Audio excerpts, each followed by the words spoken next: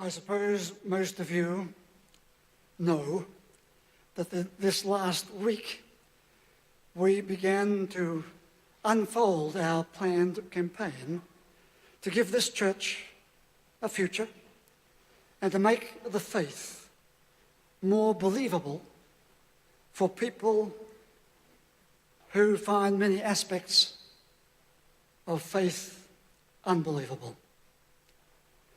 Some have asked, with maybe a kind of moral indignation, why are you spending all this money? Well, we were repeatedly aware that here is one of St. Michael's architectural treasures, St. Michael's, and very few people in Melbourne or Victoria have ever been here. We are repeatedly aware that here within St. Michael's we have a constant buzz of vigorous activities, and few people in Melbourne, certainly not enough, few people in Melbourne know about them. Why spend all the money? Because if we don't do something positive, we will fulfill Bishop Spong's words when he said, Christianity must change or die. We must do something positive because this place will go the same way as many city churches around the world. The churches generally recognise that people are not going to church anymore. So we stopped and said, are we going to sit back and watch this happen? Or will we begin to put something back into the faith so that faith and religion becomes something that people will talk about here in Melbourne? And if we've done nothing else this week, that's precisely what's happened. People have stopped me in the streets. I don't know them, and they've said, I don't know you, but I like what you said. Well, I wondered what it was that they thought I said, but I was pleased to have the conversation.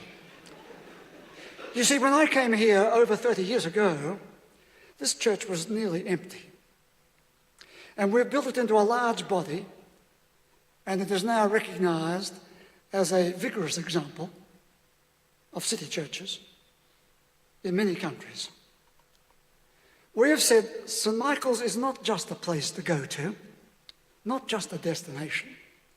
St. Michael's is an experience. And we want more people to know what this experience can be for them. For some years, I've been advocating a new faith. The old faith has no interest or grip for many people. In fact, the old faith, for so many people, has become like a very old person, gone very grey and faded, so much that you hardly believe he or she to be the person they once were. The old faith. The vast majority of people now don't even recognise it, don't know what it is. So when we erected a sign over the streetway on the buildings which said the Ten Commandments is the most negative document ever written, some people said, that's terrible. You don't believe the Ten Commandments. I said, the statement says nothing about whether we believe them. In fact, we don't even practice them, leave alone believe them. But the statement just says they're negative. And I've said to a few people, anyway, have a look. Go and have a look at them. See what you think of them. Show me where you've read them. And commonly people don't know where they are. Don't know where they are, don't know what they say, and don't know what they mean.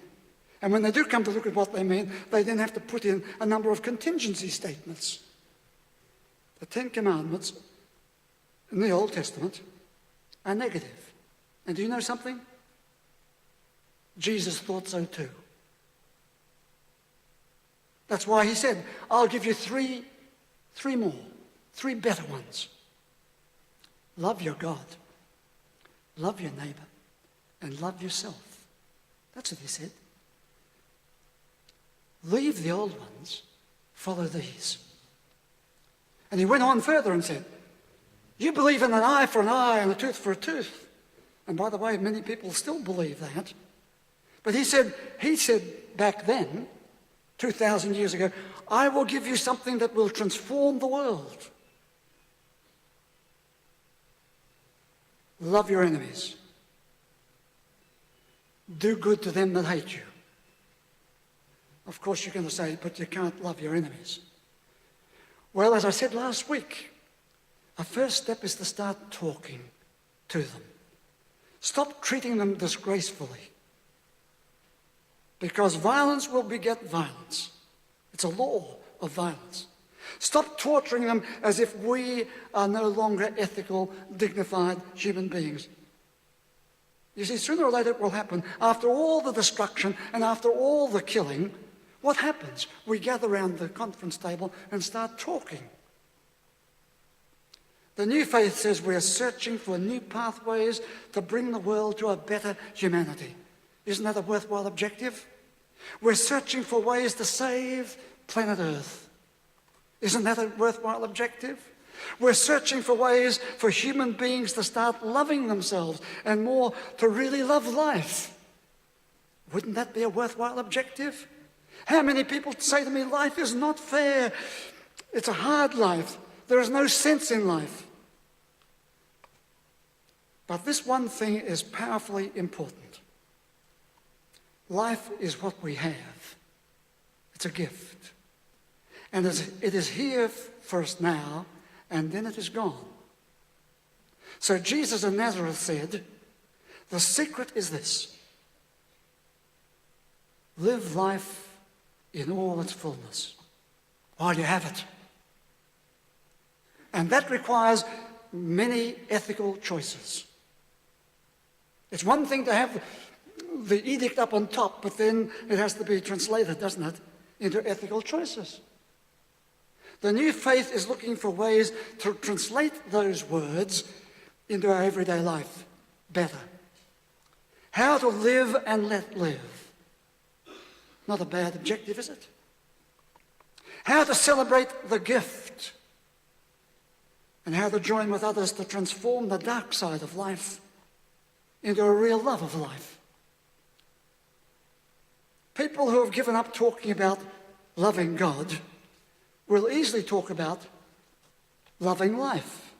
Well, as you love life, of course you want to get more out of life, and maybe you want to give more to life. And then you realize that life is bigger than all of us. Living life is being present to life and finding life offering us a bigger presence. And we call that presence God. It is a presence that continues to call us to live life better, into a life that is expansive, that is mysterious, that is sometimes cruel, but often profound. The presence of life, the God presence. It transforms our smallness, our narrowness, into something much larger. Our inadequacies into a good courage. Our insignificance into a celebration. A worthwhile objective, surely. People talk about getting a buzz out of life, coming alive. Life is in front of them, they say. It's a great life. But then they run into the pains of life. They run into the pains of life. So like a musical symphony that has 4 movements, my address from here on is going to have 4 points, where I depict 4 different pains of life that we run into. And the first follows on from what I've been saying. We lose the real joy of life. Feeling life has let you down, and that's a great pain. Things in life turned against you. And many people change the word and say, life hasn't turned against me, but God has turned against me. What have I done?